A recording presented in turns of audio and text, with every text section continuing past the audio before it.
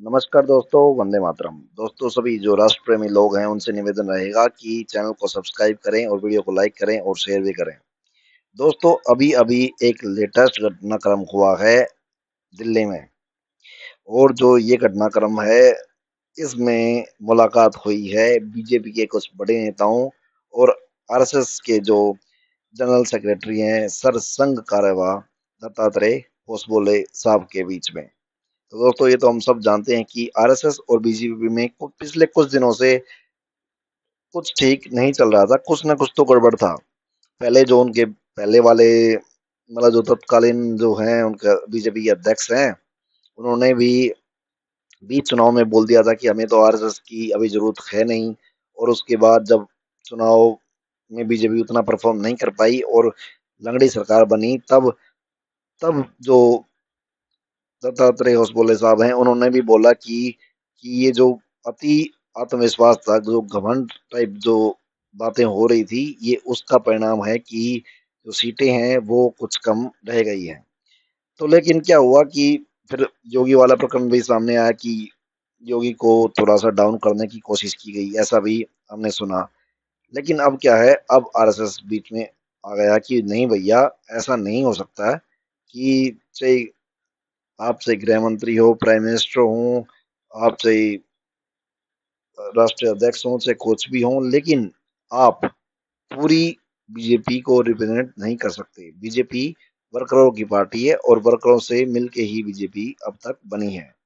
तो इसी बारे में बात हुई है, और जहाँ तक बातें चल रही हैं उसमें ये बात सामने आई है कि जो एक बहुत बड़ा मुद्दा है, बीजेपी का राष्ट्रीय अध्यक्ष नेक्स्ट वाला कौन होगा, इस पे चर्चा हुई है।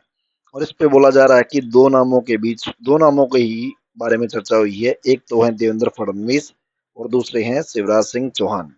जो देवेंद्र फडणवीस साहब हैं, वो तो हम सब जानते हैं कि उनकी चाहे उनके बहुत सारे आलोचक हो सकते हैं, लेकिन उनका जो रणनीतिक कौशल है, जो उनका राजनीति के ऊपर पकड़ है, इसके बारे में कोई भी मतलब ये कहने से कोई भी नहीं बचता है। सब उनको सैल्यूट करते हैं इस बात के लिए। और इस बात ये तो बिल्कुल सर्वविदित है, सब लोग जानते हैं कि किस तरीके से उन्होंने ही सारा तिकड़मबाजी लगाकर जो उद्धव उद्धव ठाकरे सरकार थी उसको तोड़ा, और कैसे वहां पे बीजेपी की सरकार बनाई गई। लेकिन दोस्तों, अब क्या है कि अगर उनको यहाँ पे बुला लिया गया और अभी थोड़े दिन में होने वाले हैं महाराष्ट्र के विधानसभा चुनाव, तो ये एक गलत मैसेज चला जाएगा और इससे जो पार्टी की परफॉर्मेंस है उस पे भी गलत हो सकता है। लेकिन जो दूसरा नाम है शिवराज सिंह चौहान, भैया मेरे हिसाब से इन्हीं के ऊपर मोहर लग चुकी होगी, इनके नाम के ऊपर, क्योंकि मध्य प्रदेश में पहले विधानसभा चुनाव में इन्होंने जीत दिलवाई, ठीक है, लेकिन फिर भी इनको मुख्यमंत्री नहीं बनाया गया, ठीक है। इन्होंने इस्तीफा दिया, नए मुख्यमंत्री साहब आए, लेकिन एक जबरदस्त कार्यकर्ता की तरह इन्होंने दिन रात मेहनत की और बीजेपी को जो लोकसभा के आम चुनाव थे उन्होंने उसमें जबरदस्त बढ़त बना के दी, सारे की सारे सीटें सीटें जितवा के दी इन्होंने। और बिल्कुल ये जो आरएसएस की कार्यशैली है उसमें भी है, ना ज्यादा आक्रामक हैं और ना ज्यादा दब्बू हैं, बिल्कुल अपने काम पे फोकस रखते हैं, ऐसे नेता हैं।